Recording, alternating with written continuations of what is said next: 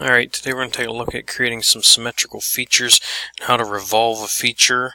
And we're going to do that by drawing like a simple pulley here. So let's go ahead and get started. I opened up Inventor and I created a standard inch part file. I'm going to come in here and start a new 2D sketch. I'm going to sketch on the XY plane.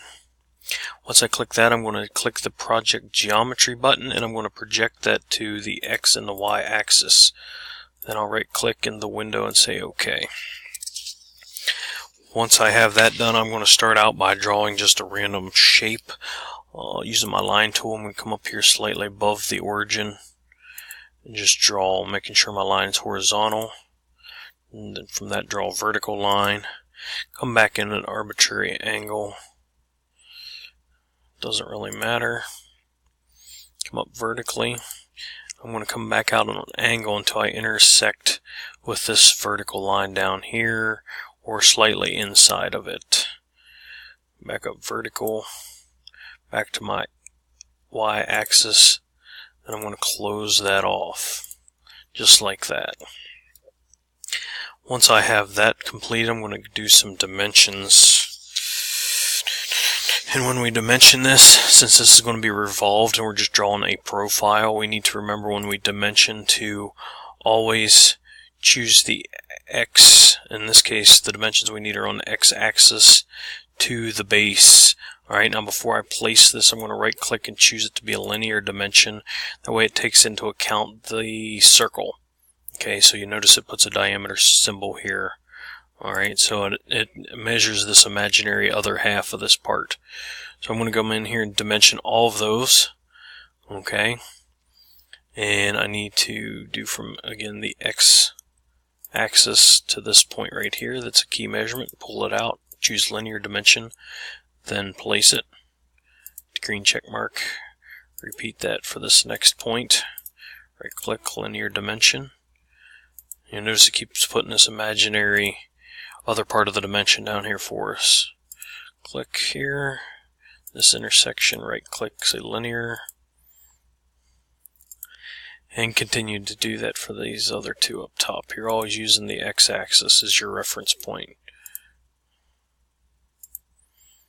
Okay, and the last one, right click, linear, there we go. Now we need 3 more dimensions on here to be fully constrained. One of those would be right here. The width of this part, the width of this top piece, the width between these 2 vertical pieces right here. Just pull that outside. Now you can see we're fully constrained. We need to change these dimensions now to exact dimensions. So if I go ahead and cheat here and click on this other tab, I have those dimensions plugged in, and I'll pause here for a second and you can pause the video to copy these. My suggestion would be starting with the larger ones and work my way down. Okay, and these are the exact dimensions you need, so go ahead and pause here and make sure you have these dimensions matching on your screen.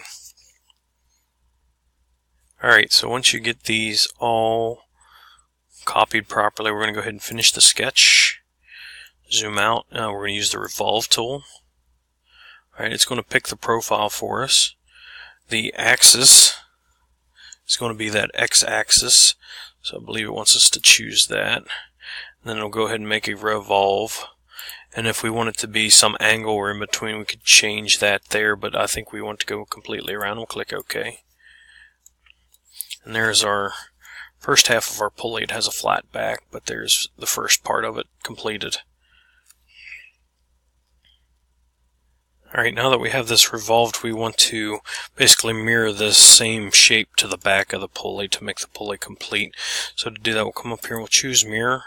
The feature, we just need to click somewhere on the part. We're going to right click and say continue to the next step. We need to choose a mirror plane, which will be the back of the current pulley. And we'll click and press OK. Now we have the same shape mirrored to the back. The next step will be creating a set of recessed circles here around the center of the pulley. And to do that, we're going to go ahead and create a 2D sketch, and we're going to sketch on the XZ plane. Remember, we're trying to get out of the habit of actually sketching off of the part or the shape that's already out here. We want to get into the habit of using a plane. I'm going to rotate this around so my top view is properly positioned here. There we go. So once you have that, we're going to go ahead and come up here to View, Visual Style, Wireframe, so we can just see what's going on here.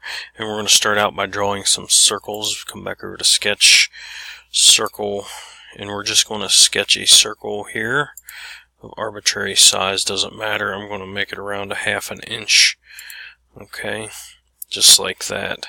Next thing I'm going to do is grab my line tool. I'm going to make a construction line by coming over here to Format and choosing Construction, and I'm going to draw a line from the center point of the circle just created to the center point of the pulley. Okay.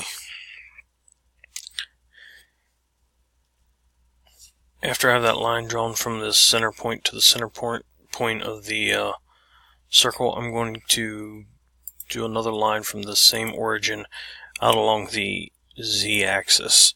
Okay, I'm going to take my dimension tool. I'm going to dimension the angle between these two. It's at 53 years. Will be some other arbitrary number. I'm going to set that to 30 degrees. While I'm dimensioning, I'm also going to dimension the size of that circle. It should be 1/2 inch.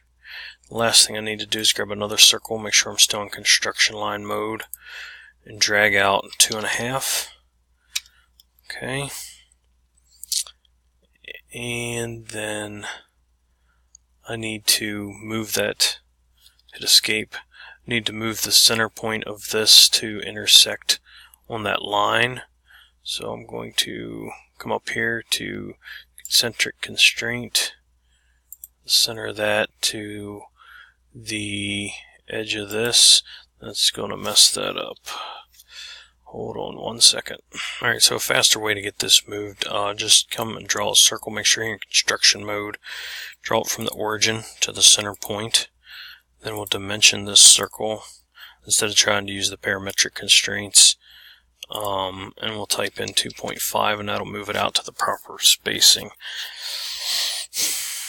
So once you have those 3 dimensions, we can go ahead and finish the sketch. Back to View, Visual Style, Shaded with Edges, and we're going to go ahead and do an extrude, cut distance all symmetrically, and hit OK. And there should be our finished product. It's sitting at 30 degrees off of the z-axis. Now if we want to go ahead and make a change, we want to move this to say 90 degrees. Come in here, we'll say Show Dimensions. Double click on that 30 degree dimension, choose 90. Go up here and hit the local update button, it'll move that. Now we're going to go ahead and revolve this around the center of the pulley. So do a circular pattern, orbit, so we can kind of choose that circular pattern.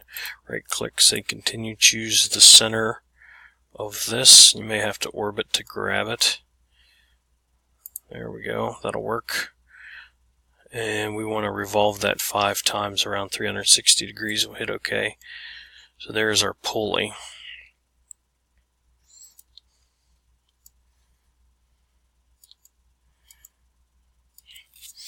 Once you have that, we just need to put this on a sheet. And I think I'm going to end the video here. You know how to put stuff on a sheet. Make sure you include a section view of the part, which we had to do last quarter.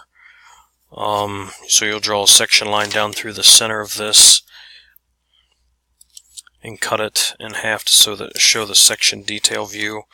So then you can go ahead and show all those dimensions we did at the very beginning, and you'll put a 3D isometric view. So you'll do a front view, the section view, and a 3D isometric view, and that's all you'll need for this part.